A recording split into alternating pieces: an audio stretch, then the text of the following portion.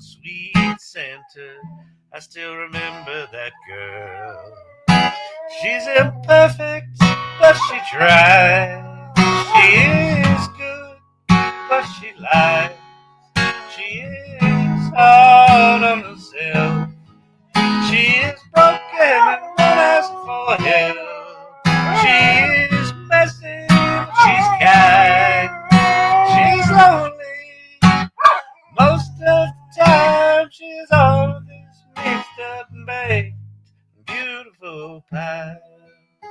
She's gone, but she used to be mine.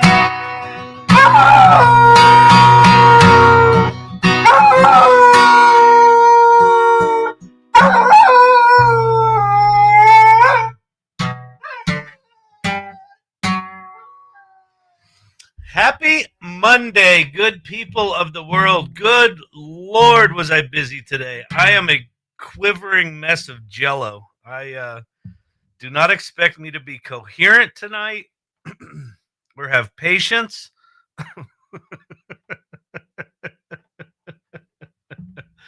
And none of it. I will have none of it. I will have none of it. I got to watch the OpenAI announcement today without listening to it. Well, technically, I had it on half volume in the presentation. I was supposed to be paying attention to at half volume, so I paid attention to neither of them. And I got a headache because even for my ADHD brain, it was too much. It was hilarious. At some point, I just checked out and the headache went away.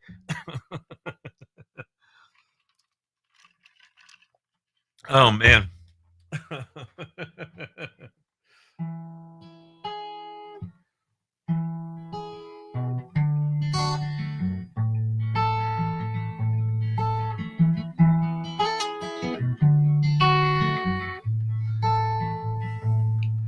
10,000 words swarm round my head, 10 million more in books written beneath my bed. I wrote or read them all, went searching in the swamp, still can't find how to hold my hands. And I know you need me in the next room over. I am stuck in here on paralyzed. For months I got myself in too much. Da-da-da-da-da-da. I don't remember the words. Ain't it like most people, I'm no different, like to talk on things we don't know about. Well, ain't it like most people, I'm no different, like to talk on things we don't know about.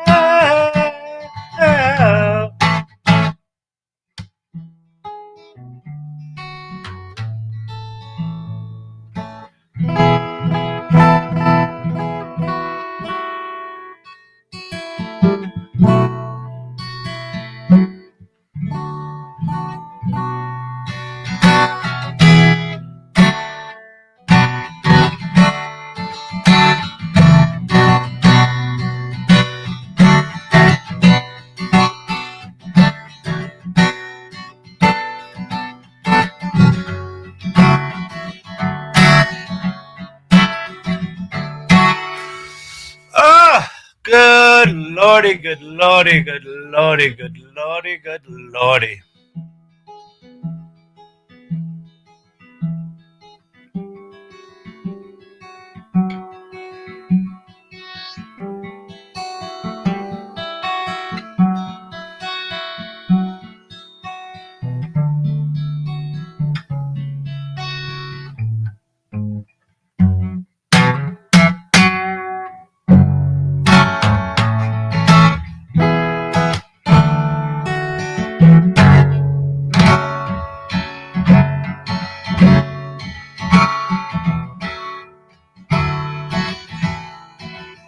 Marnie, good lordy, good lordy, good lordy. Guess I will stop making Sora videos to watch Kyle. No, don't do it, Tobias. Just keep making Sora videos. That is the much better choice in life. You can make videos of me if you want to take it. If you want to go meta.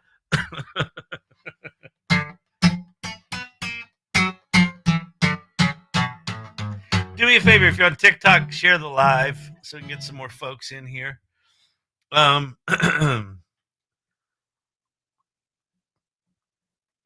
man. If you're new here, my name's Kyle Shannon. Kyle, Kyle.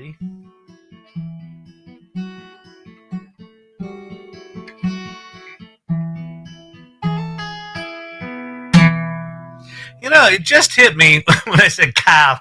My name's Kyle. I have lived in places, and I have been to places that when they hear my name, they're like, we don't know how to say that. Kyle, Kyle, it's Kyle. Kyle, no, Kyle. Kyle.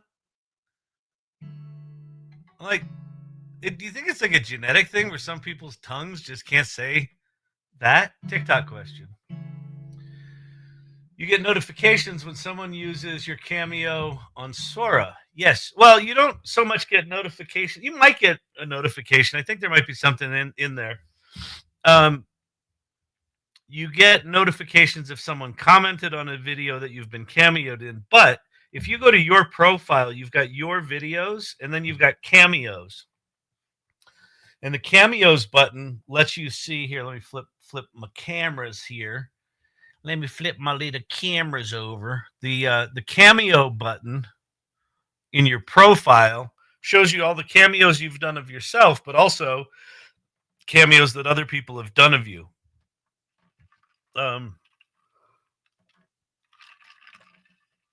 You know, it's kind of a funny kind of thing because I put myself out there a lot, so I'm used to seeing my stupid fat face and seeing, like, you know, my initial AI project was called Kyle Shannon Dreams, and it was kind of like this twisted self-portrait sort of thing. So I'm used to seeing weird versions of me. But when people from in here, largely from the salon and from in here, started making cameos of me, there's kind of a cool kind of when you give people permission to do that. I mean, I suppose it could be used nefariously. I guess I'm leaning on. There's two places my head are. If Sam Altman can do it, like, no one gives a shit about me. So, it's a kind of interesting brand extension. We created about 6 months ago in the AI Salon. We created a new branding look and feel, like a new style for our images, and we did that in Midjourney, and we came up with a specific mood board for that image style, and we gave that mood board out to the community. And it's the first time it really hit me that there's a lot of times most times companies that have brands will have a brand book, and the brand book is, here's how you use our brand. And it's like, here's the colors, here's here's the photos, whatever, and then maybe it's even like, if you're going to use stock photos, here's the rules. But what giving people that code allowed them to do, or allows them to do in present tense, is to create imagery that's on brand for the AI Salon. And I kind of feel like these cameos are kind of a similar kind of thing where in a great sense, we're co-creating content, right? Like I've said, feel free to use my visage. yes, yes, carry on. Feel free to use my visage. My visage is available for you to Cameo at your leisure. And so it's in a weird way, it's kind of a brand extension, and it's kind of fun watching them. Like my request, I put out a video that said, "Feel free to use my shit," and I basically said, just be creative with it, right? Come up with interesting stuff. Don't just be derivative like everyone else is being. Source Camp. Totally lost track of time. What were you building new agents in the new OpenAI agent builder? I don't know if y'all saw that. At least you don't work at Zapier.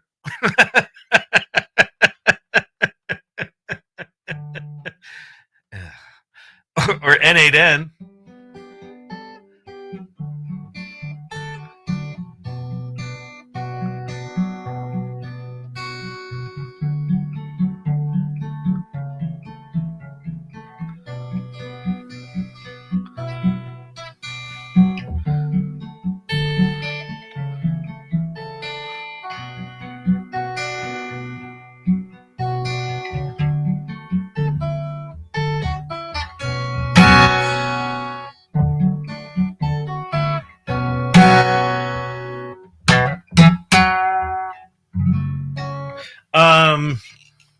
Let's see, Kyle. Now that my siblings are on Sora, I control them now, and not just you. That's good. Thank goodness. But I kind of really dig the things. Let me actually jump over to Sora for a second. Let me see if maybe they made their website more stable. I doubt it, because they were probably busy getting ready for Developer Day. I saw a really interesting I saw a really interesting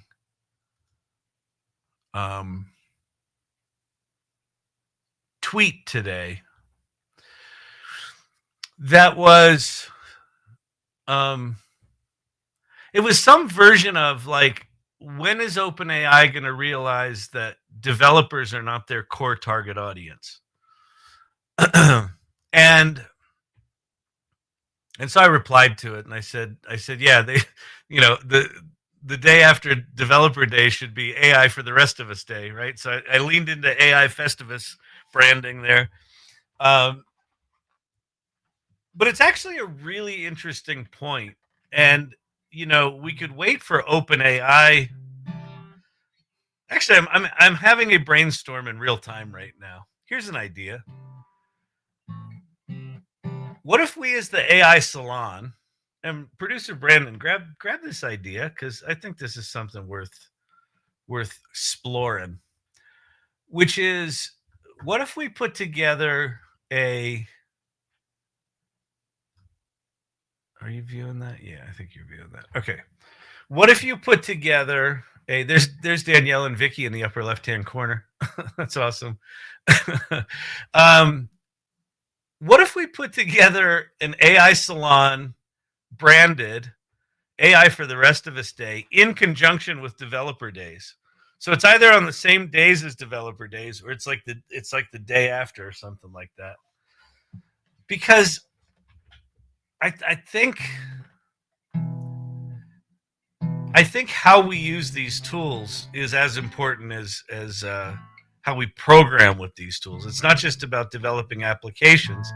And with vibe coding getting more and more accessible, the distinction between who's a developer and who's not is getting really blurry.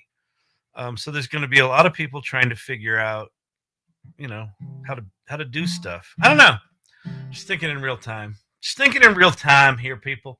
But here's what struck me today about the visual agent builder. First of all, I still can't quite tell because I didn't get a chance to actually watch the thing, and I haven't had a chance to play with it because I had a really busy day today. Um,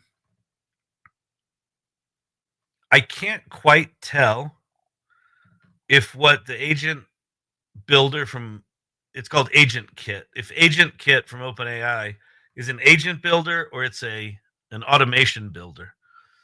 Um, so that'll be curious to find out. And the difference, but I assume it's an agent builder because they talk about agents all the time. And an agent is an autonomous, thing that can autonomously run and use tools. And I know that you can call tools from within it. So I assume it's truly an agent builder, not just an automation builder. But I don't know. But here's my instinct. 11 Labs today also came out with a visual workflow builder for 11 Labs. And while I tend to not lean into developer stuff on this channel, my gut is telling me we need these skills. Like, we as non-developers probably need to, if we haven't already, like I know there's a fair amount of people in the AI Salon that do a lot of automations and stuff. I've done a fair amount of automations. They're just not fun to watch build. But that said, this is feeling like an important moment. It may not be.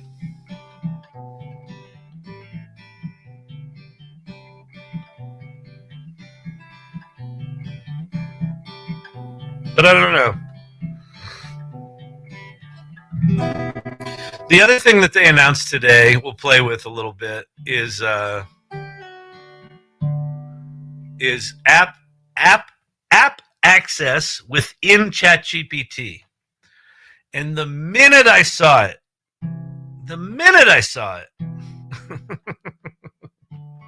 what popped in my head is, well, we're not going to need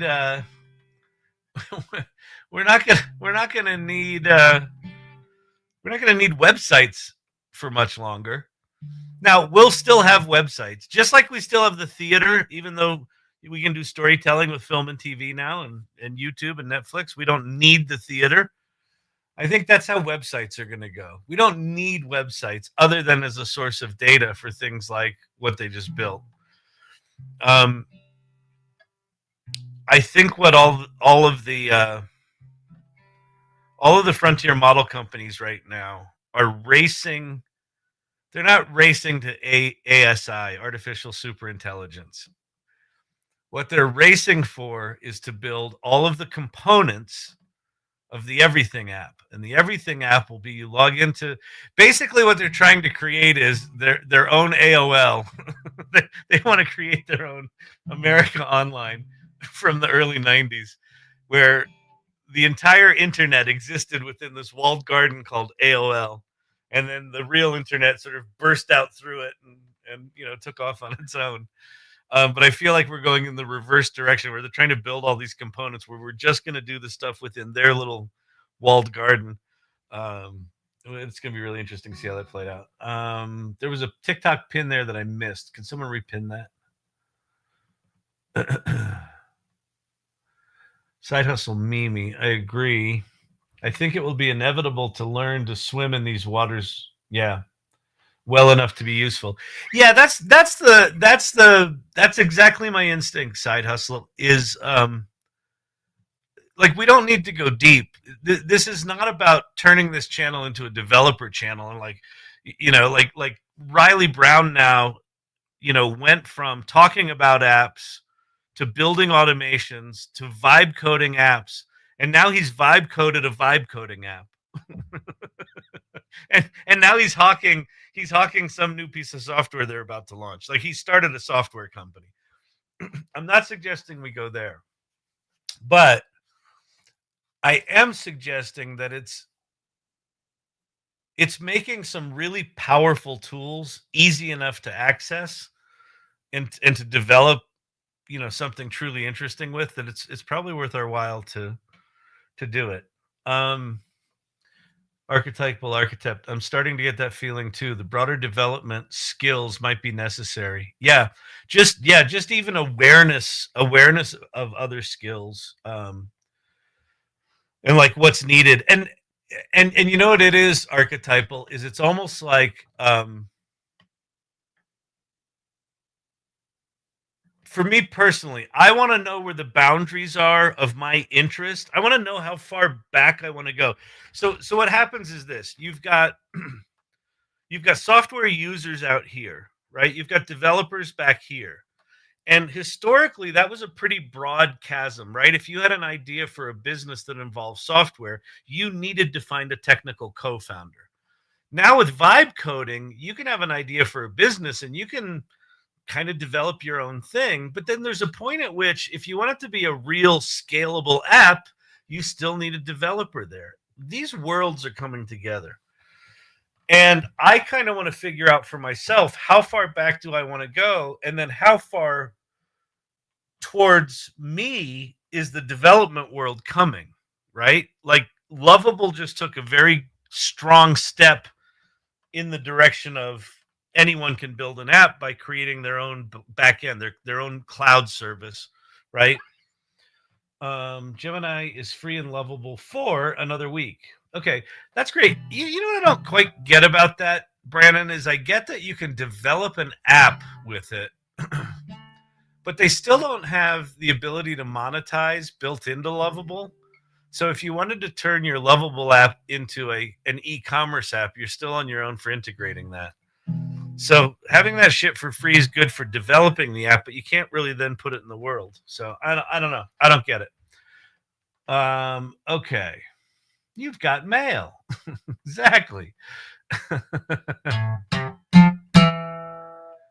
On your screen, that's my brother having his face painted by Bob Ross. That's awesome.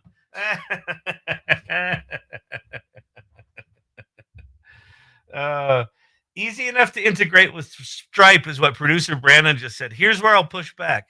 It's easy enough to integrate with Stripe if you've got a developer's mindset, if you're used to thinking in developer-y kind of stuff.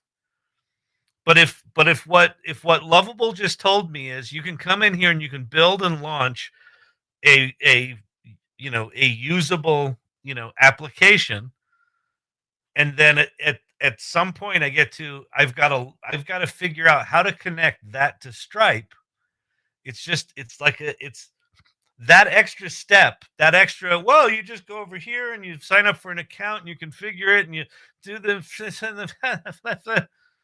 I mean, if you've ever tried to set up a Stripe account, there's a lot.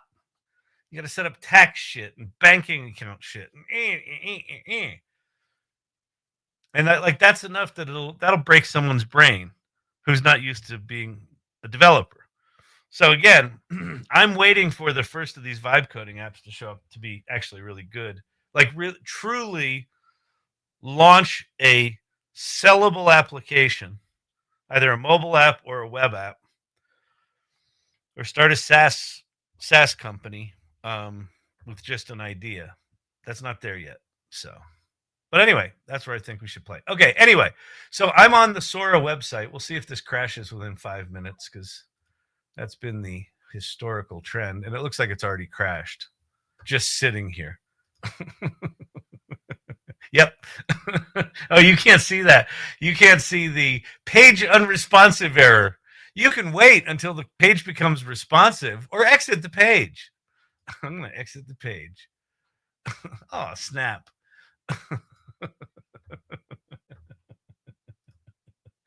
Oh, OpenAI, what are we going to do with you? Okay, let's go look at. Okay, so I'm on. So I'm on my my page, my profile page. Splash. I've been all. This is néon découpe, le trottoir brille. Petite mamie minuscule, capuche et sac plastique, elle vise mes pieds, crache comme des statistiques. If I go to Cameos, London after midnight. See, like, I didn't make this. I didn't make this. I didn't make this. So these are all cameos people have made of me. I haven't seen most of these actually. Switch to. Looks innocent, right? Yes, this is the new paper cup they made us switch to. Looks innocent, right? Watch what happens after 5 minutes. Burns your hand. It caves in. It leaks. It hurts. Remember this? Yes, this is the new paper cup they made us switch. Steer through thoughts and across this glassy blue I ride, with engines hum and open tide. Each wave a verse, each breeze a rhyme. I steer through thoughts and capture time. A heart that's grounded, yet it... Across this glassy blue I ride, with engines hum and open tide. Each wave a verse, each breeze a... Hi, I'm Kyle. I love AI. Hi, I'm Kyle. Across this glass... Comes up. That's incredible. All right, let's see what kind of beauty is hiding in here. Whoa, look at them. They turned into butterflies. That's incredible. Adding in the comes up and I let it be. Just a simple song, it's enough for me. Every string I play carries little hope and helps my heart to cope. After midnight, London after midnight. The air's thick enough to smear on a window and the stones shine like polished slate. The man ahead of me, long coat, brim pulled low, he's the thread and I'm not letting go. You feed the trail with patience. London after midnight. The air's... HT's got me doing lots of... They're like a race. Now they're more like a tune-up. A few quiet minutes to get the end. All right. I've been... Let's go back to cameos. We got one. So these are all live. You can make money with Chatgpt. Yeah, you can make money with Chatgpt. Turn that idea into gold. It is kind of uncanny. And then I can go into drafts. So drafts featuring your cameo. Here's all the stuff people have made that they haven't launched yet. Now they're more like a... There's who did this one? Todd made something with Vicky. This is insane. You said they were friendly. I said they had good energy. I did not say they'd steal a parade float. Forget the float. They don't know how to drive a stick. Best road trip ever! Woo, we're famous! This is insane. You said they were friendly. I said they had good energy. I did not say they'd steal a parade float. Forget the float. They don't know how to drive a stick. Best road trip ever! Woo, we're famous! Hang on a sec. By the way, Jake Paul has a cameo. You can do cameos with Jake Paul now. Those are kind of funny. Oh, and we crashed. Did we crash? Maybe.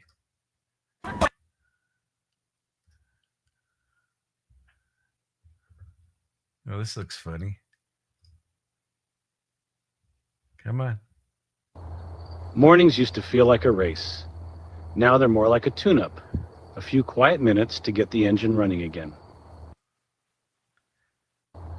Mornings used to feel like a race. I'm going to show you how I finish this plate. We start with warm sushi rice shaped into nigiri, salmon, tuna, shrimp, and a sweet omelet. Set them in a little curve so every piece is easy to pick up. Beautiful. How do you keep the fish so shiny? I brush it with a touch of nigiri soy.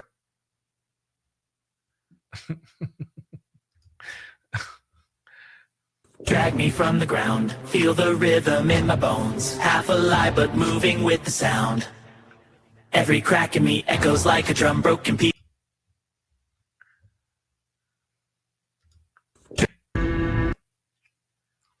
Anyway, that's that. This site is still so buggy that it's really hard to demo shit because it's really bad. But here's one I made of my writing partner. He's not too. It just crashed. Let the fellow folks whisper. Let's see. Yeah, she's gone ahead and crashed. All right. Enough of that comedy nonsense. Thoughts on that? The app is more stable. The app is definitely more stable. It never gets my accent and other people's cameos.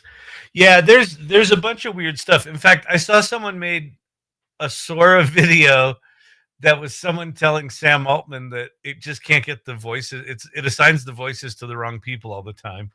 And I don't know if you've experienced this, but one of the things that I've been experiencing is I'll be flipping through Sora videos, and mostly they're just stupid. Mostly I'm not watching them, but then occasionally one will come up, and it's realistic enough that for a moment I'm like I take it in as real content. And then like I'll scroll to the next video and I'll realize, oh right, I'm not in TikTok, I'm in Sora. Like I lose track of the fact that I'm looking at AI generated video. Because I'll see like, something with someone familiar to me in it, and then I'll see like Sam Altman saying something or someone else talking to Sam Altman, and it just like flips my brain into like this is real mode. It's bizarre. It really is bizarre. Yeah, we're gonna. So here's a really interesting.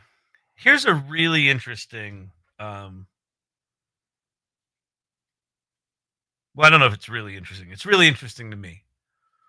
A really interesting transition that we're about to make. So I don't know when it was when painters, painted, hyper realistic stuff. It was the Renaissance, right? When they started doing like forced perspective and they tried to paint reality. And that remained so for a good long time. And then the camera came out and it allowed painters to not have to capture reality. And then they shifted into, abstract and surrealism and things that weren't about capturing reality because they didn't have to capture reality anymore. And I'm sure the painters, the painters of the 16 and 1700s, if they saw, Jackson Pollock or Andy Warhol or, or, any kind of the modern abstract impressionists, like they would just be like, that's garbage. That's not painting. And I kind of feel like that's where we are with video right now, where like we have films, right, that we know are fiction. We have books that are nonfiction and we have books that are fiction. And there's like, and we can coexist in that world. And it doesn't seem to bother us when we read Lord of the Rings that it's not real. We actually kind of like it. And we can go to a movie about a man that flies through the sky and he's a reporter during the day and he saves people in the afternoon. We can hold that in our consciousness. But somehow, right now, we're in this weird thing where people are like, well, AI video, like that's it's just deep fakes. No, it's actually not. I mean, it can be. It can be a deep fake, but it could also just be entertainment. It could also just be, a fictitious story that happens to have someone that looks like you. And that was actually what I kind of explored. Okay. AI. Okay, Jay Hamilton. AI generated content should be forced to be labeled as AI. Why? Why? Here's what I would argue with you. Content that is designed to deceive someone should be labeled as deceptive. That I'll give you. But just because it was created with an AI tool, why should that be labeled? I can make a deceptive video without using AI, and that would be called fraud or defamation. And if you think that we're going to be able to tell the difference, and if you think that every video that you see is either going to be purely AI or purely not AI, that's not even the case today. Like, if you want to actually do something with video today and you use generative AI tools, chances are really good you're going to be going into Photoshop to modify the images that are used as the source. You're probably going to be working within Premiere or After Effects to tie things together. So I might use AI in a video output, but that doesn't mean it's an AI video. I think what you're getting at, the fear, I understand and relate to. But it's not about the tool, it's about the use. Right? Why should it be labeled? Because of it being misused as deceptive. But yeah, but your logic is skewed to assume that if it's AI, it's going to be nefarious. That's fucking Hollywood. That's what Hollywood has taught us for 50 fucking years. The robots are going to kill us. AI's evil. Right? Don't fall in love with a robot. Just because it's AI doesn't mean it's evil. If it's evil, it should be prosecuted, or if it's set to deceive, it should be called out, or if it's set to be if it's set to be parody, why can I not make fun of someone? Saturday Night Live for 50 years has been making it look like real people do ridiculous things. That's parody. That's covered. That's satire. That's covered under law. What the fuck does it matter if you're using an AI tool or not? If it falls within fair use and ethical use, then it does. There are good uses for AI deepfakes. I'll give you an example of one. We're doing some work right now at Storyvine where we've got sales reps that use our app to record themselves saying hello to doctors. And some of those reps don't like recording those videos, but don't mind.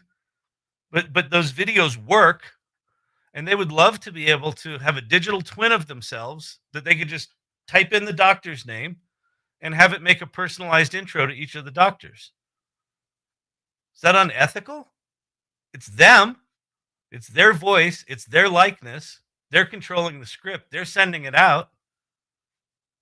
Does it really fucking matter if they recorded it onto a digital CCD, or they took their likeness and put it into some other computer system that generated a set of pixels with a set of audio waveforms that stream into an app that look like them talking? I don't know. Strict punishment for those that use it to deceive for financial or political gain. Jay Hamilton, you and I agree. If you're going to use AI for deceptive practices, you should go to fucking jail. But that's got nothing to do with AI. Okay, here's what I'll give you.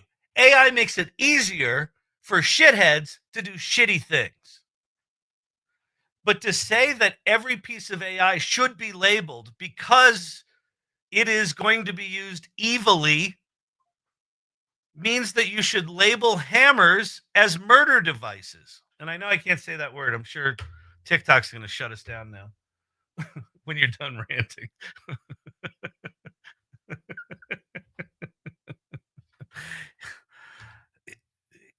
It isn't about the tool. This channel is about exploring AI to understand what it actually makes possible. And like one of the things I'm learning is when you start to label shit, like you call things deep fakes. It sounds like the deep state, deep fakes. It is a nefarious label that paints the tool as the villain. It's not.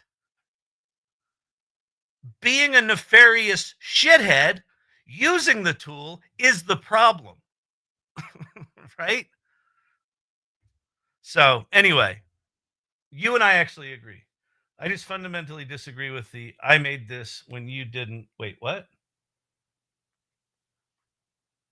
I fundamentally disagree with the I made this when you didn't. You commissioned it. Well, I mean, that's a place, Pate, where we could go back and forth. I think there's absolutely a boundary where there's a point at which There's a point on one side of your argument, which is I put in a prompt, it generates a piece of something, and I share that with the world, and I say, look what I made. And then to your point, yeah, you're right. You commissioned that thing. I would look at my musical Sydney, where we've used lots and lots of AI tools, but I've also spent 18 months writing, rewriting, creating like infinite variations of songs that are now so mixed up with AI work and human work that it's indistinguishable. The lyrics are all human. A lot of times the music is half us, half AI. And there are probably in a musical, right? There are probably 2,500 components that were created over these 18 months. That work as a work, I fucking created that. I didn't commission that. I commissioned little pieces of it, right? And I would argue that even Pate, in your even in coding, if you're using AI as a coding assistant, you're maintaining the code base. You're putting AI in there. You could certainly argue that on one end of the scale is I went to Lovable, I gave it one prompt, it generated something, and I put that out there. I didn't code that. I commissioned that. But there's probably, I guarantee you, there's stuff that you're working on that is absolutely your creation, but it's got a whole bunch of AI stuff in it. So I think there's, again, like one of the things that is starting to bug the shit out of me is these broad brushstrokes of AI can't be creative. Well, a human can be creative using AI. And yes, AI can be creative in that context. AI on its own can create. The definition of creative is up for grabs. You know, creative people are saying, well, it has to have a human involved. And I'd say, well, it has all of the humans that created all the crap that it was trained on, so it does have humans involved, even on that end of the scale. So, but like, we're in much too nuanced territory at this point. Like, we understand this stuff way too much to be just using tropes and tropes and tropes. So they just bug the shit out of me. Jay Hamilton, Pate Motter. If you make mac and cheese, but it came out of a Kraft box, did you make it? Yeah, exactly. Like, so Jay Hamilton, there, you and I are agreeing there as well. Like, this is all matters of degrees at this point.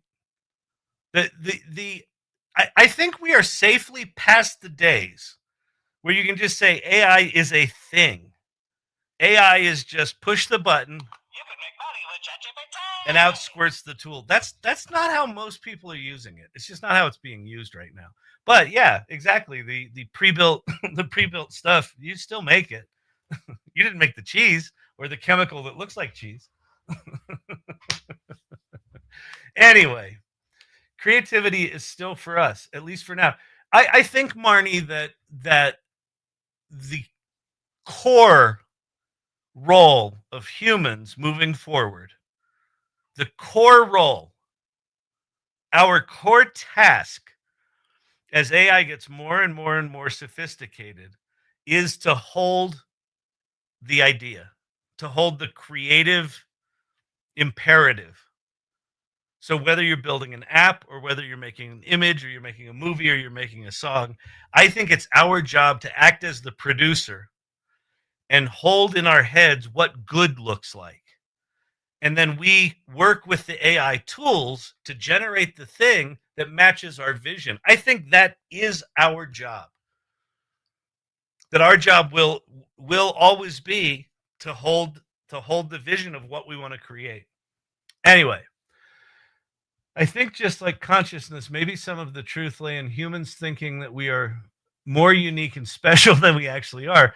Humans are tool utilizers. Yeah, exactly. Exactly. The thing that fucks up the argument is that this is the first time that I know of in my lifetime that we've had tools that the G in GPT is the rub, right? It's the first time in my lifetime that computers have actually generated original work. That's what's got everyone fucked up. Well, humans should be the only ones that do that. It shouldn't be able to generate.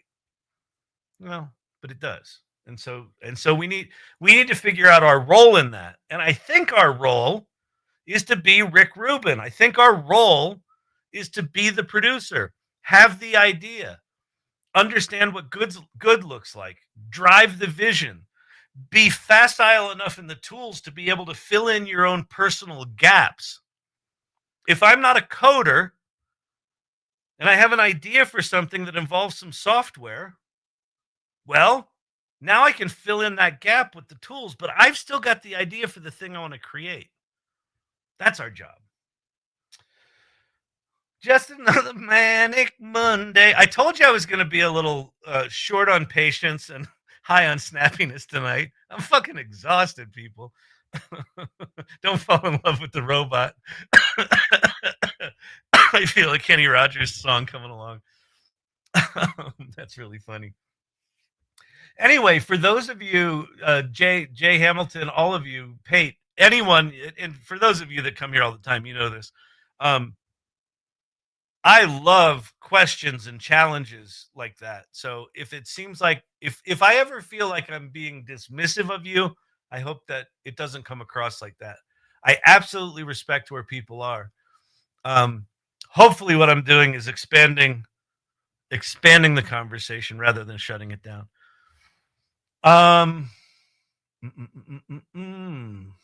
name and trained my GPT, then it was upgraded, and now it has an attitude. Yeah, I know. That's the problem. One of the reasons, like, I don't get into open source stuff just because it's complicated enough to deal with the commercial stuff. One of the reasons to get into open source and to build your own shit is you can choose what model you want to use, and then you can just lock it down and always have it use that model. Right? You can be in control of when they swap out the model or swap out the rules or swap out the guardrails. Yeah. Joke's on me. It mimics me. That's hilarious.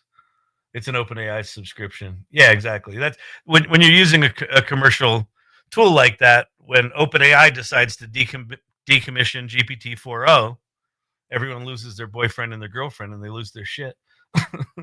Sir, what are your qualifications? Yeah, good day, sir. Good day to you. Qualifications? Of course, I've got none.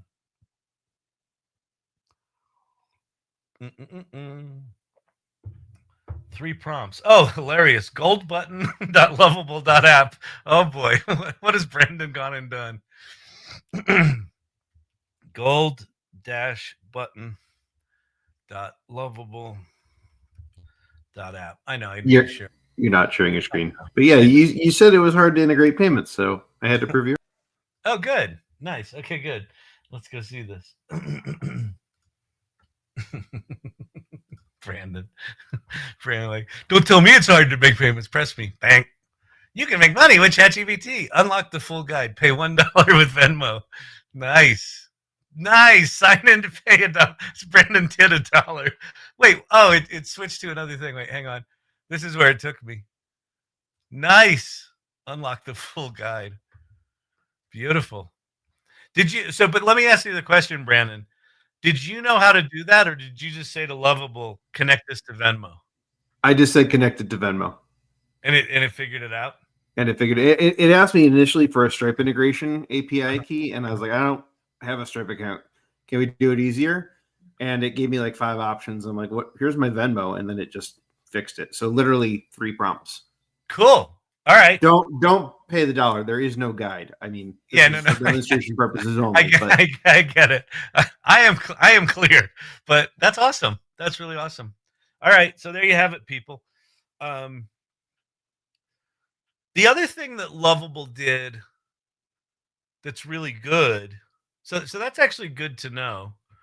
The other thing that Lovable did that's really good is if you want to do a custom URL, like if you register a domain with GoDaddy, Lovable has basically a domain pointer kind of thing where you say, hey, I have this custom domain, and it will log into it'll sort of give you credentials to, get into your GoDaddy account, but it will go make all the DNS settings for you, and it'll point your site to a custom URL. So that's pretty cool.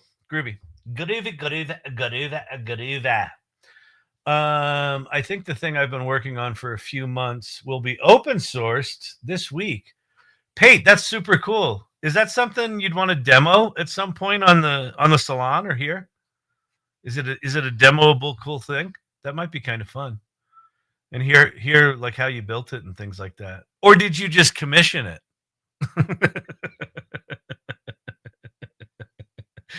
Pate's going to show us something he made with AI. See, it hurts, doesn't it? I've been working on it for a couple of months. You're like, there's real code in there, son of a bitch. Oh, man. Wait, what? You rather host? Oh, wouldn't you rather host your own app or keep it hosted on live? TikTok question.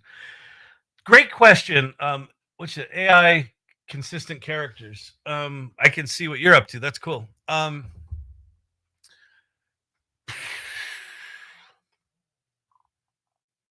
It depends what stage you're at.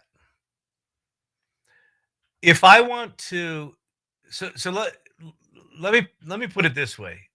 In the olden timey days, 3 years ago, if you wanted to create an app, you would either have to find a technical co-founder, or you would have to take 2 years, right, to learn enough about software development to go build it yourself. And I know the engineers are like, I could do it in 6 months. Yeah, I know. It's because that's how your brain works. There's other kinds of brains out there. It's not the most demoable thing, but I'm happy to share it when it's published. Okay, cool. That's awesome. 3 years ago, if you wanted to launch an app, even an MVP, even a very simple app, the amount of resources that it took to build it and launch it were significant, right? It was either a significant amount of time, or you needed to find a co-founder that was willing to put in sweat equity with you, right? And you bootstrap it, or you would need to find the money to pay a developer. And then you put that thing in the world, and it either succeeds or not. But to put it in the world really required enough resources that people put less things in the world than they might have otherwise. What happens with where we are with AI right now is I can get an idea out of my head in 10 minutes, and I can, with vibe coding, with a little bit of product knowledge and a little bit of vibe coding knowledge, I can go from an idea in my head to a functional application in an afternoon. And like a decently robust one, right?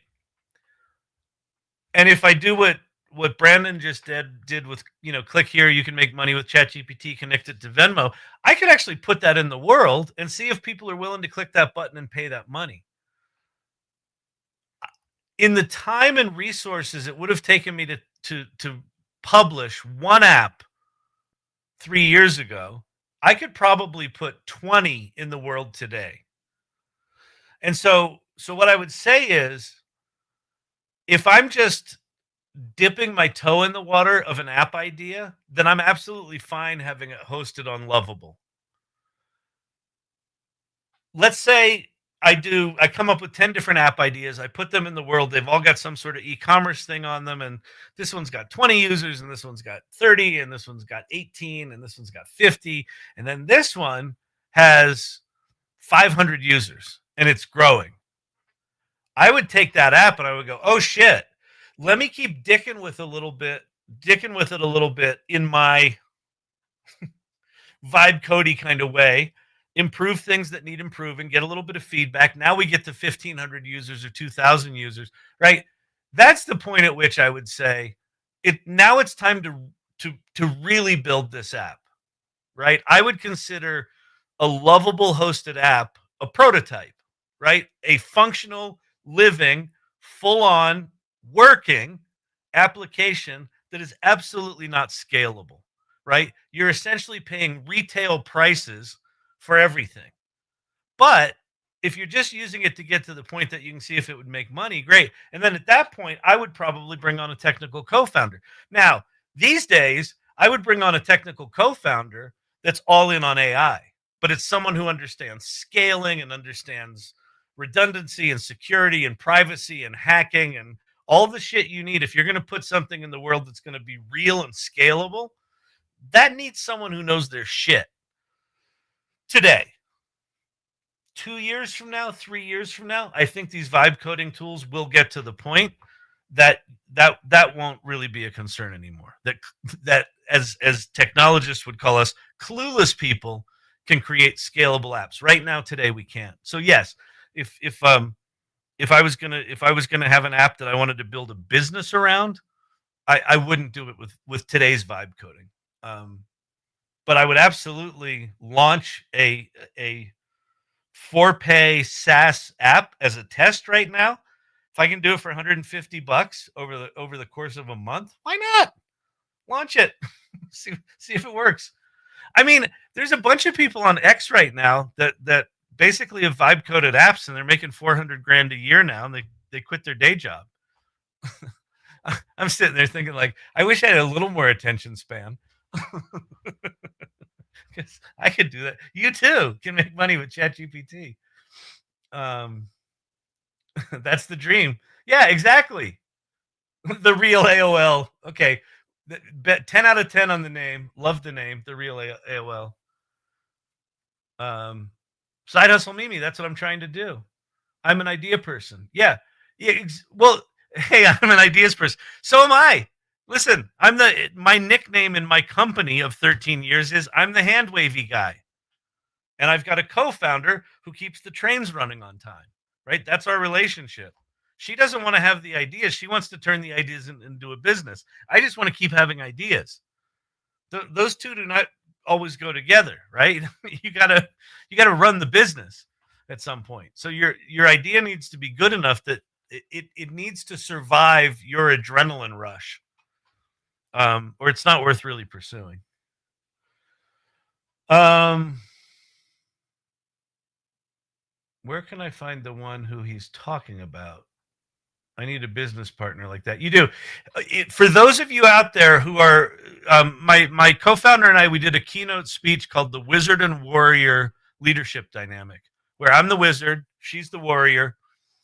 And we used kind of Jungian archetypes to describe our roles in business and how we had to learn how to communicate. It was effectively marriage counseling that we went to learn how to communicate.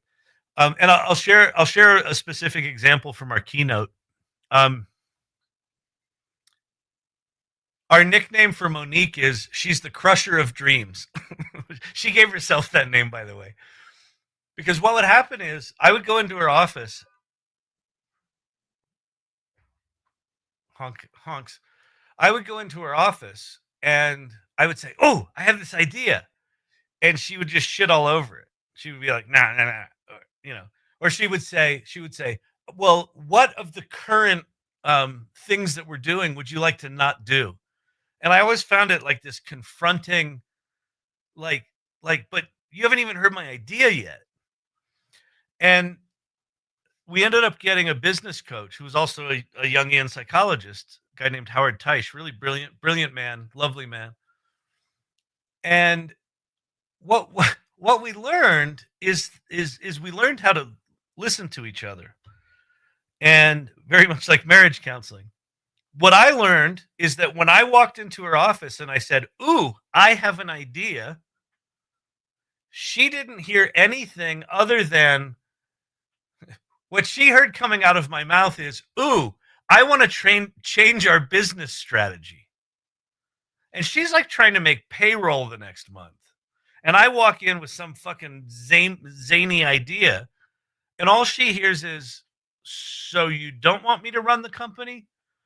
And so what, this is hilarious. What we effectively came up with is a safe word right? Where I would come into her office and I'd say, "Hey, this is just fantasy, but I want to share an idea with you because I valued her feedback. But if she wasn't in a place to hear the idea, then we would just, we would just run up against each other." So anyway, so that dynamic is actually really, really important. If you want to read a book on it, there's a system for it. There's a system called EOS, the Entrepreneur Operating System. And they have a really short little book that sort of explains what the entrepreneur operating system is. But they describe the wizard and warrior. They label them different. They call the wizard the innovator or the idea person, and then they call the warrior, they call that the integrator. So every innovator needs an integrator, right? And so most successful companies have those balancing forces.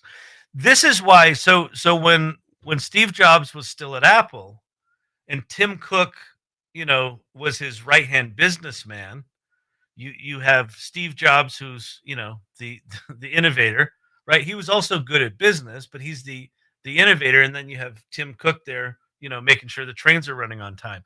That's why when Steve died and made Tim Cook the CEO, and then Johnny Ives left, they didn't kind of elevate Johnny Ives. He just stayed somewhere down in the mix. In my opinion, why Apple has kind of fallen off a cliff in terms of quality of product and innovation is that you've got a CFO running the company. You don't have that balancing force anymore. So anyway, that's just innovator plus integrator equals revenue. Well, innovator plus integrator plus good idea at the right time equals revenue, right?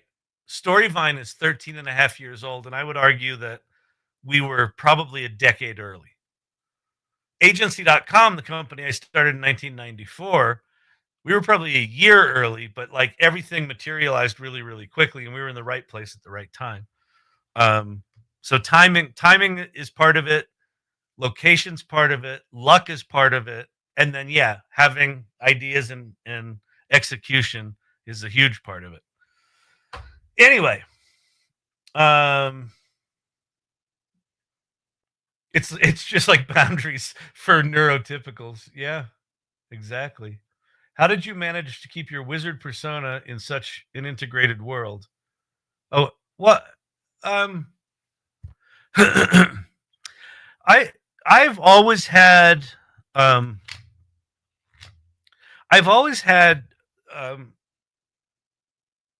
I've had the ability all my life to kind of swim between right brain and left brain thinking.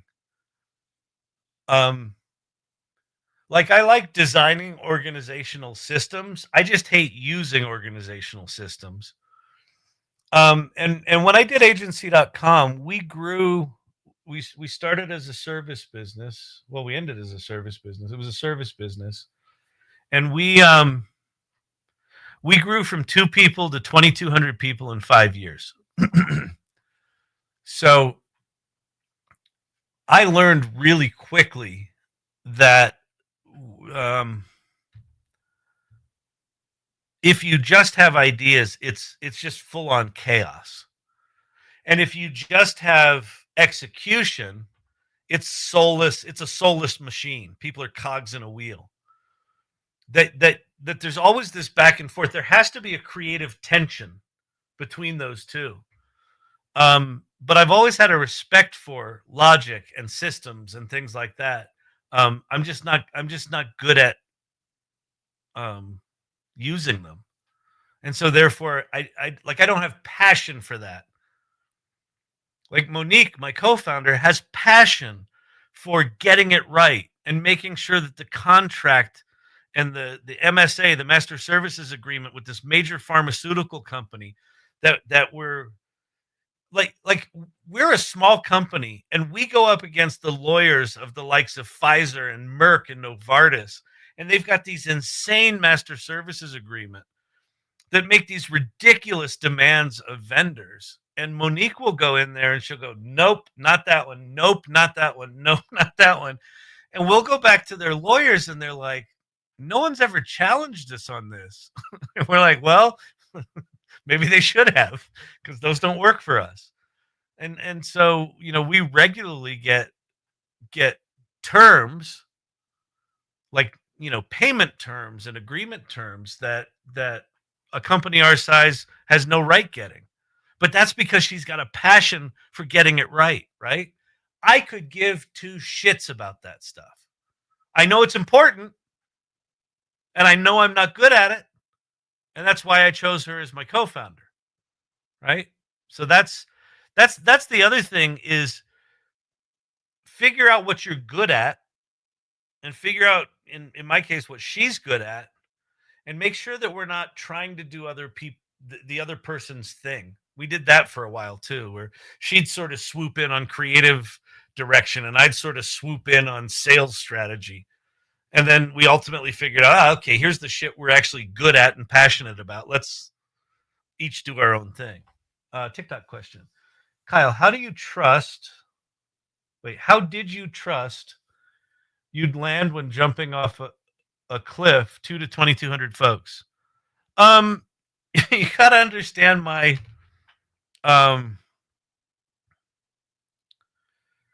my mindset. For my co-founder Chan Su, that I co-founded agency.com with, he had a 10-year career in publishing. He was the marketing manager at Vibe magazine when he and I met. And he'd been I think he worked for People, and he worked for some other Time Inc. property. And so he had a 10-year career at Time Inc. And he was probably one of the more brilliant corporate political animals I've ever met in my life. So he had a lot to lose. I moved to New York to pursue a life in the theater. Right? I started and ran a theater company for 4.5 years. And then I took a 2-year period where I wrote 7 screenplays and a one-man show, tried to write myself a career. And then the whole time I was, instead of waiting tables, I was doing desktop publishing. And so when we started agency.com and we got our first job was the Sports Illustrated swimsuit issue for Time Inc. And I think they were paying us $6,000 or $9,000, something like that. And the minute we got the job, I said, I'm quitting tomorrow. Chan, quit. Let's go. Let's just do this. I didn't give a fuck. I literally didn't give a fuck. I don't think Chan would have quit had I not pushed. Like, I pushed him off the cliff, but I was like, fuck, we get to like figure out how to make websites, and people are going to pay us money for this shit. And we get to do like Sports Illustrated swimsuit issue website. Yeah, let's go.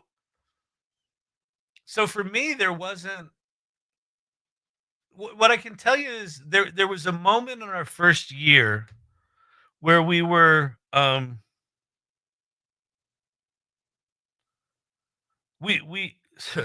in the first 3 months of agency.com, we landed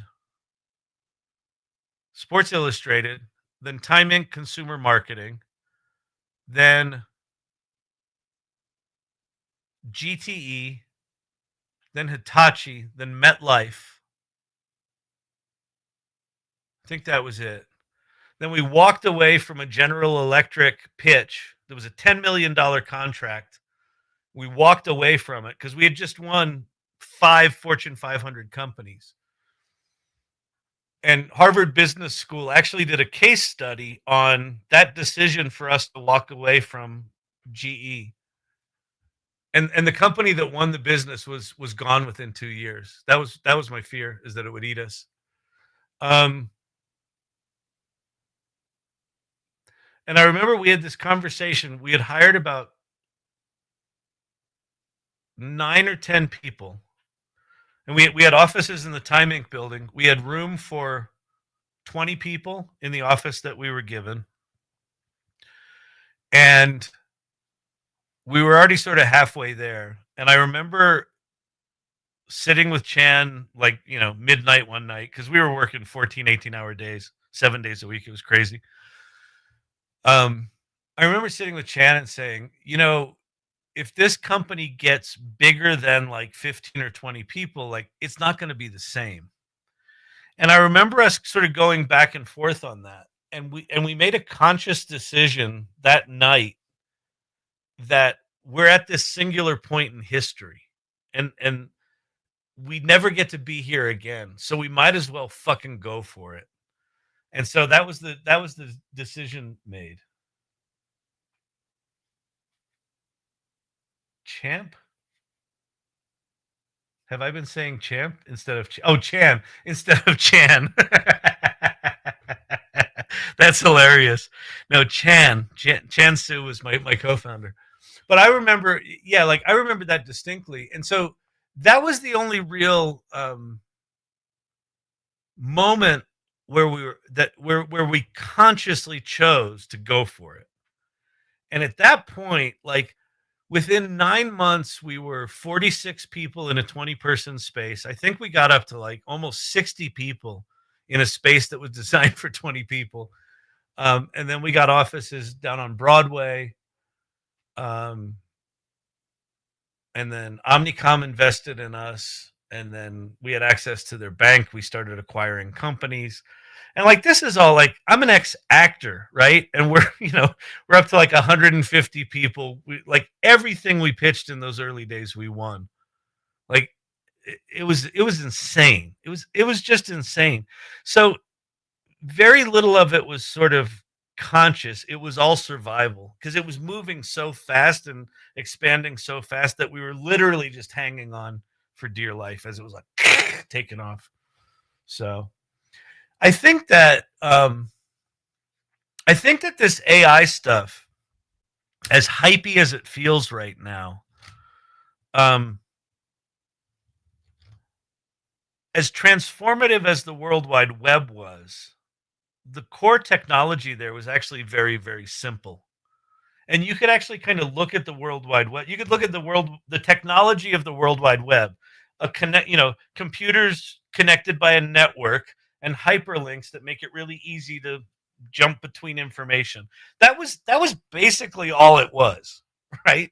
Now, there's a lot that goes to that. There's a lot of technology, but in the end, what it was connecting and sharing information quickly. You could kind of play out in your head what commerce would look like, what media would look like, what business would look like, what customer service would look like. You could kind of play that all out.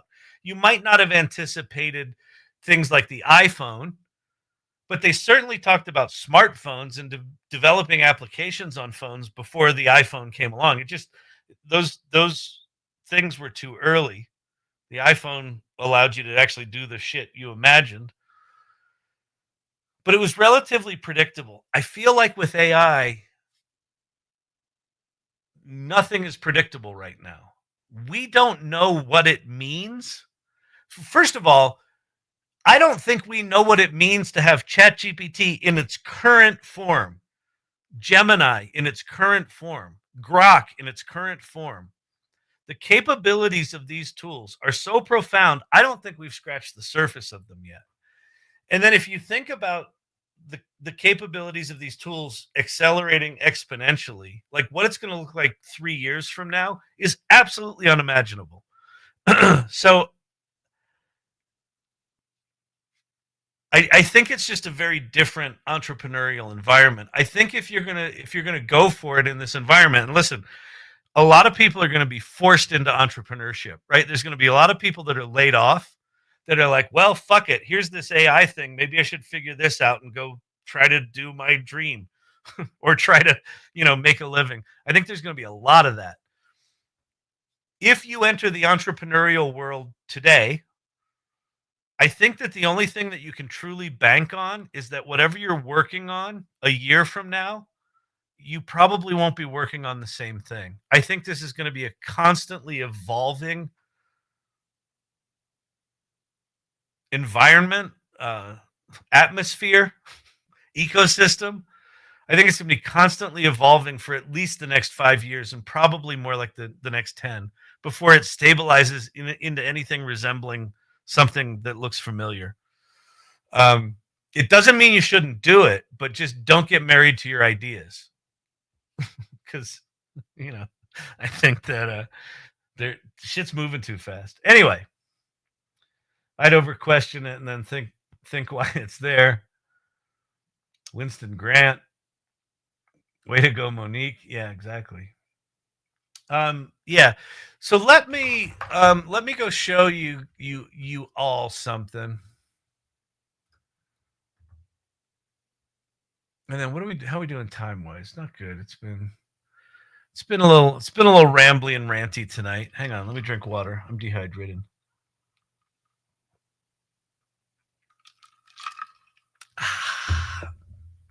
What are your qualifications? How do we know if you're acting? He's always acting like someone with qualifications. Well, it's funny. It's like I've got lots of qualifications to talk about what I talk about, but when people come in and ask what my qualifications are, they're not asking what my qualifications are. What they're saying is, I want to know if you've got the engineering chops to be talking about AI. And the answer is no.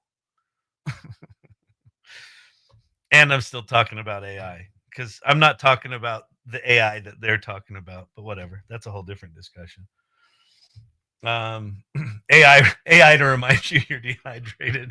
Exactly. If I can just hear my voice, I can hear it's like.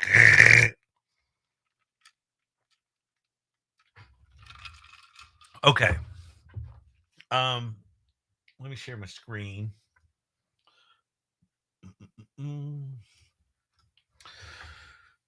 So a couple of things got announced today. One of them was this agent kit, agent builder, and then there was a chat kit. You can put a chat front end in front of it.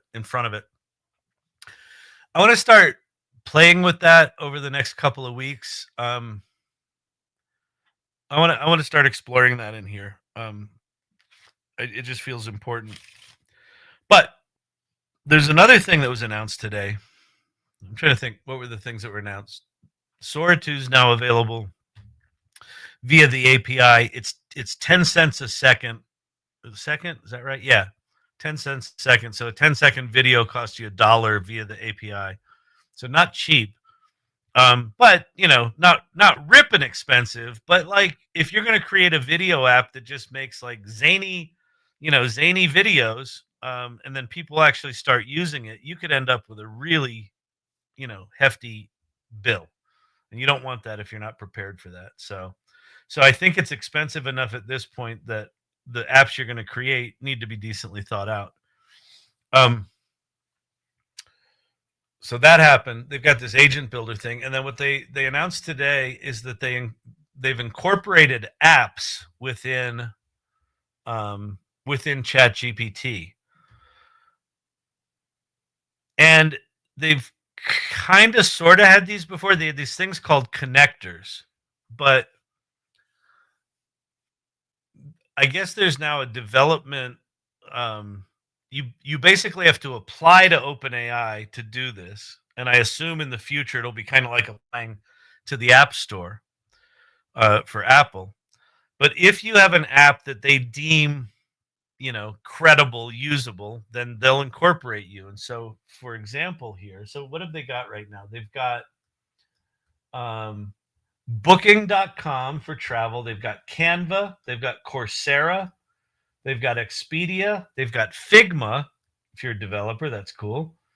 They've got Spotify, and they've got Zillow. And so what you can do is you can just type in, actually, let me try something here. Spotify.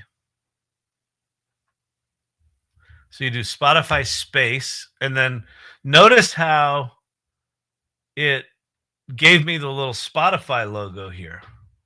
So now it's connected to Spotify. So I'm going to say, see if you can find a song called Quantum Cipher by Kyle Shannon. Or as Pay would say, commissioned by Kyle Shannon.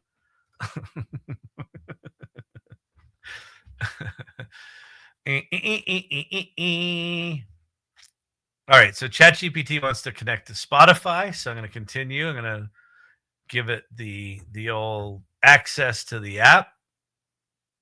All right. Enter username isn't linked to Spotify. I think this is. No Spotify account made. Huh.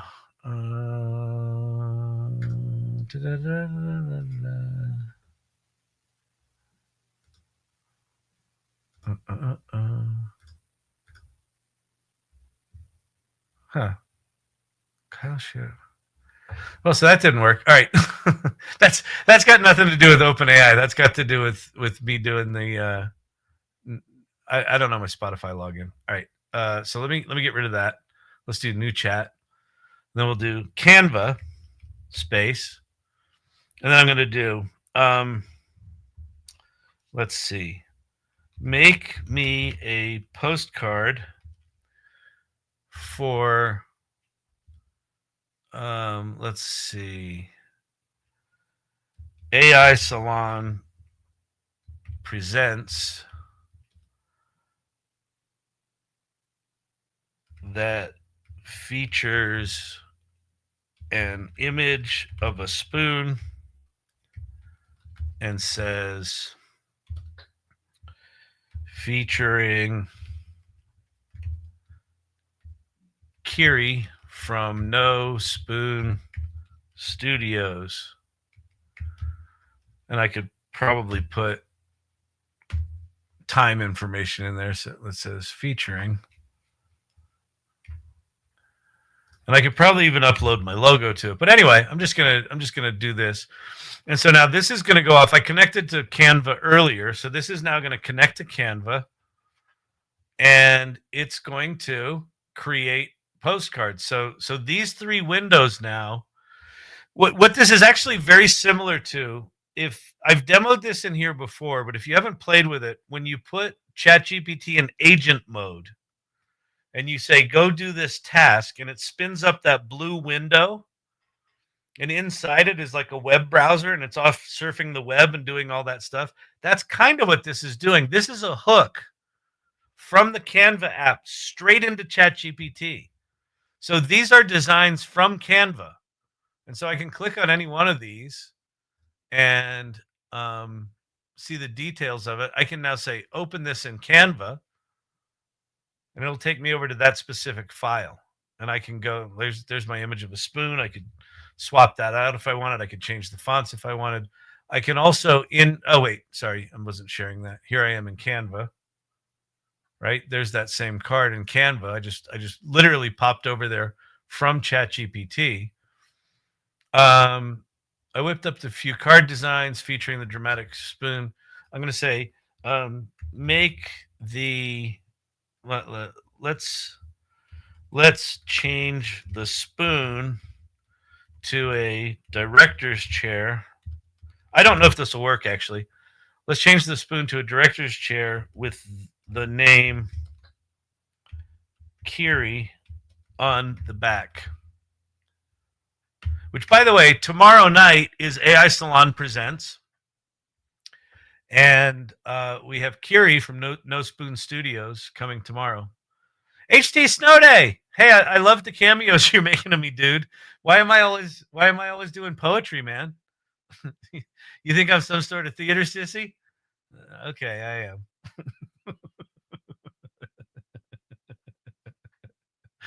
Yeah, app integration here is pretty cool. So let me give you my 2 cents on this. Oh wow, it did it. So it actually, here's what we're experiencing here. This is pretty crazy.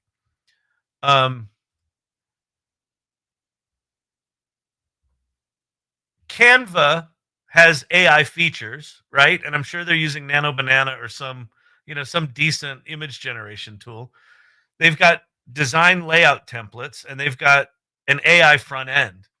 And so basically, I'm sure what this connection looks like is if the app has some sort of prompting front end, they can hook it to ChatGPT, and like Canva's, they're going to do all their own AI shit. ChatGPT doesn't need to know what they're doing over there. ChatGPT just says, hey, we're going to send you a prompt, and you tell us what are the What are the items? What are the elements you're going to send back? And we're going to put them in an HTML frame and let you render whatever you want in that HTML frame. And so that's how we're getting these previews. But this is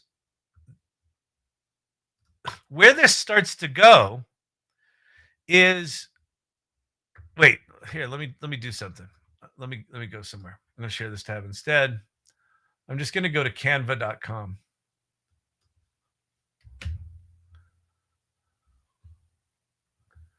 Okay.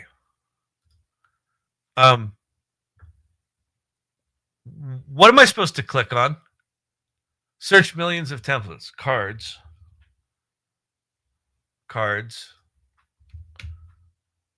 Okay, okay, I like, I don't know.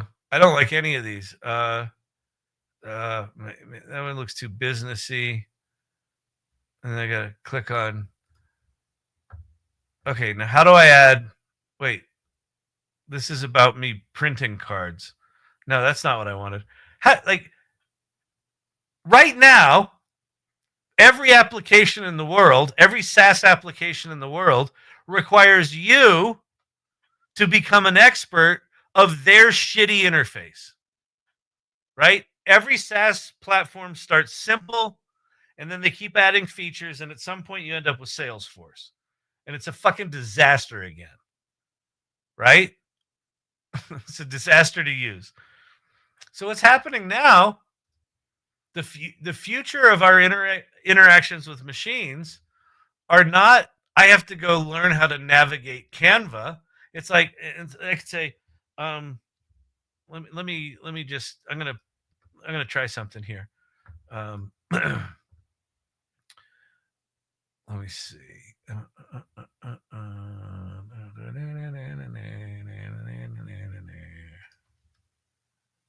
All right, that's good. We'll just do that. I'm going to say, strike that.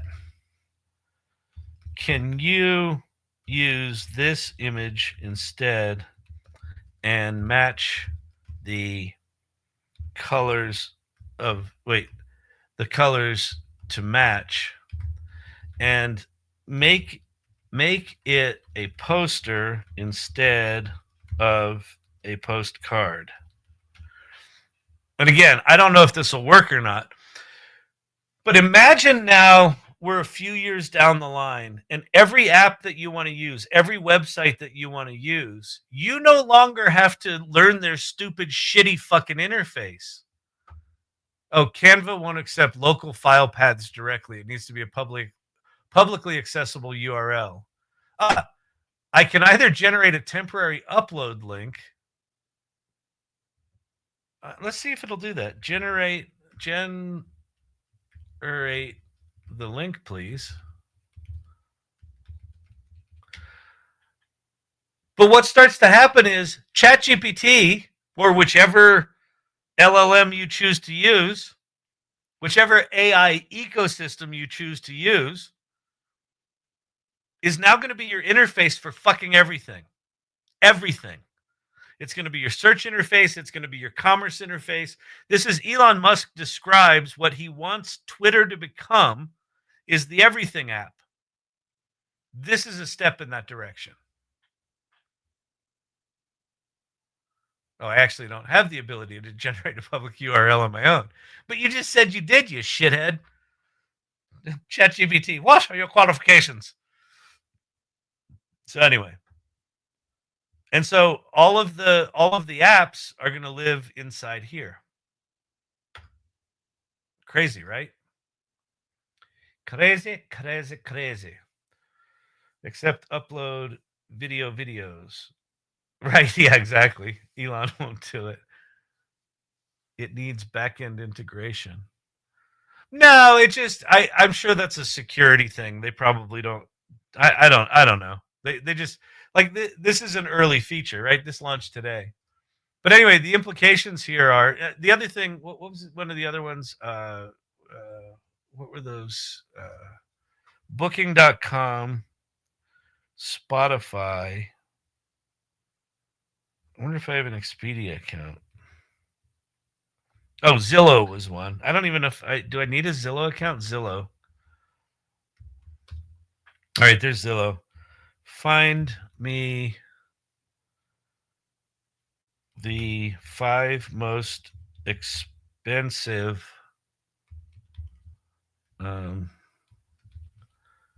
properties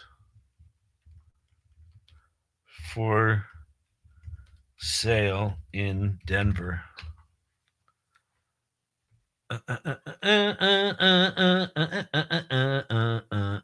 Just ask it for a placeholder image, then you can insert your own. I know, Vicky, but that's like work. I want to. Actually, what would be really interesting with that Canva thing is like how far could you put how well would it understand design? Like if you gave it a full creative brief, how close would it get to it? In fact, maybe that's something we should try. Oh, I've got to connect to Zillow. Yeah, this could be trouble. I don't know if I have a Zillow account. I may. Oh, Zillow is now connected. All right. I didn't need to connect my account. That's cool. So look, there's a bunch. I'm going to say filter to the 5 most expensive. Flitter to the 5 most expensive. Looks like price isn't a valid option. What? Whatever. All right. So that didn't really work. Let me try one other thing, and then we'll get you on out of here tonight. So I'm going to say, write me a creative brief for a event postcard for the AI Salon presents meeting where we have speakers doing amazing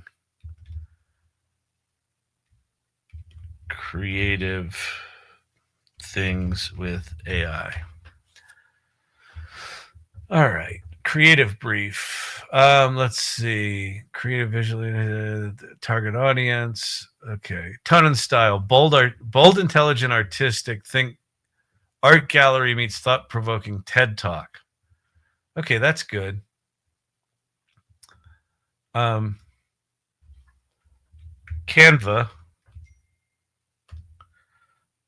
Mock up for postcards based on this brief. Let's see if it, because before when I just said give me four designs, it just picked 4 random templates. What'll be interesting to see is can it actually take a creative brief and then go pull specific things.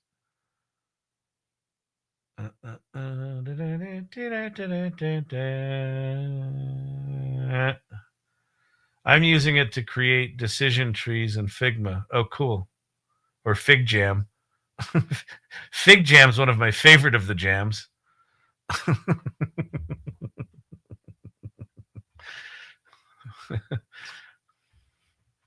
So what did this say? High-end art gallery meets TED Talk was the creative imperative there. Let's see if we get it. Zillionaire. Hello, Mr. Buddy. What's happening, Zillionaire? What's shaking? What's going down? Yeah. Fig Jam is awesome. Zillionaire. What about AI automation for TikTok lives?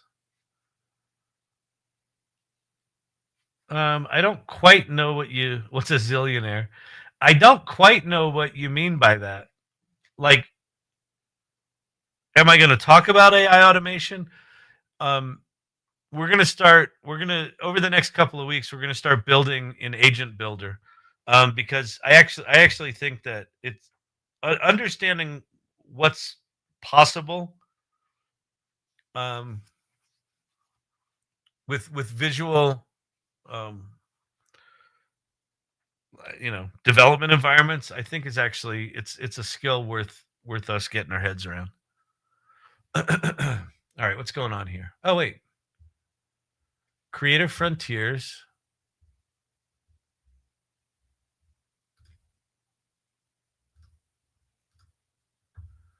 I don't know if those actually meet the criteria. Your 4 mock-ups are ready.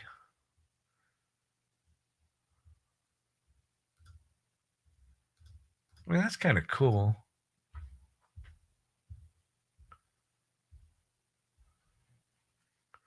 AI Salon Collective. That's pretty funny. Anyway, all right. So I would go play with that stuff. Expect it to be janky. Expect it to be incomplete. Here's the future of this. So we were talking before about, do we want something hosted on Lovable or here or there?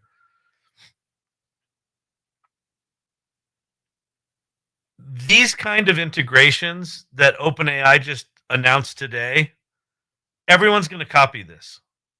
And there's probably even going to be a standard, unless they want to compete on this, right? Like Anthropic came up with MCPs, this sort of quasi API thing that you can build website functionality into a chat browser session. OpenAI adopted that, so they're choosing not to compete on that. This kind of integration, maybe they do choose to compete. If this ends up becoming a standard, if you develop an app that becomes popular and you actually want to get that app inside ChatGPT, like that's a very, very viable possibility for anyone building an app right now. Now, the next 500 apps that get in ChatGPT, they're going to be all the big players, right? But the next 5,000 after that, there's going to be a bunch of new, unique things. So if you're building right now, start building, start understanding how you apply for this. What are the requirements to be in this? If you've got some innovative solution, you could be your app, the functionality of your app could live inside ChatGPT. Because the days of people coming to your website are diminishing. SEO is diminishing. People going to a website is diminishing. Are websites going to continue to exist? Yes. Their purpose is going to change. The purpose is going to go from here's my front door to here's my set of functionality that you can use. You can use it by coming through the front door, but you're going to actually access it from all of these different back doors, because we're going to be in Claude, and we're going to be in Meta, and we're going to be in Grok, and we're going to be in ChatGPT. Is this their App Store moment? Yeah, this is the beginning of their App Store moment. And that's why I was saying at the beginning of the call, I think that all these frontier model companies, what they're actually doing right now is building all of the components of a world that can do anything you need it to do. If you want to make a movie, you can make a movie here. If you want to write an app, you can write an app here. If you want to write a dissertation, you can do that here too. If you want to turn that into a 3D explorable game, this will be your place. All of them are competing to have the walled garden where you do everything. I think that's what we're at the beginning of right now. It will probably come out before the GPT store. The fact that they didn't even mention custom GPTs today is kind of hilarious. JR in the box, that's the goal. Yeah, exactly. Like search engines in the late 90s. Yep. I was going to post my decision tree in the irregulars, but I forgot I can't post images from my phone.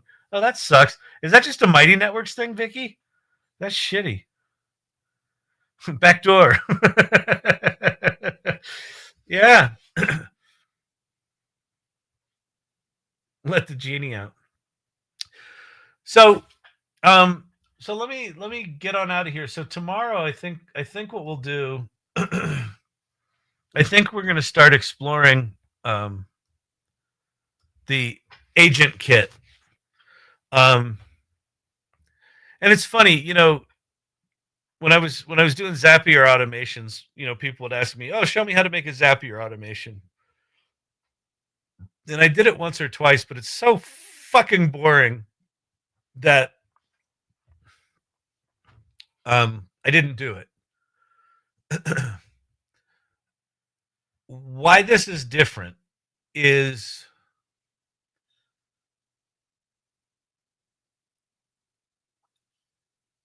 this is that kind of development environment, but native inside the Chatgpt ecosystem, the OpenAI ecosystem. I'm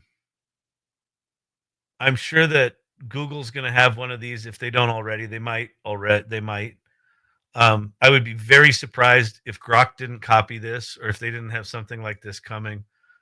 11 Labs just launched something like this. So it just seems to me that the ability to do node-based sort of connecting these nodes of different capabilities and their ability to use tools, like just being able to think like that is going to be important. So I think it's going to be worth us slogging through, and it's going to feel like slog. Like these are going to be not super exciting lives, I don't think, but I think they're important. So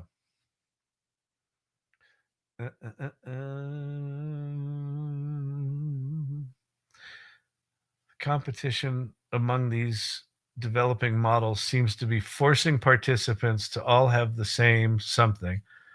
To all have the same thing. We lose uniqueness and other possible directions. I disagree, Anti-Bubbles. Here's why. What they're competing for is to have all the same features. That doesn't mean it forces us to all be the same. What it means is that I'll be able to come into an environment and not have to go outside to other environments. Like tonight was a good example where adding the commerce component to a Lovable app, while it was easy, it still required Brandon to connect to a third-party app. What's going to happen is you're going to be able to have an idea and never have to leave this environment. You'll be able to generate songs and images and movies and edit them together and do this and do that and pull in the features of things like Canva or Figma, pull the features you need inside the thing you're building and not need anything else. You won't need all the extra bullshit interface.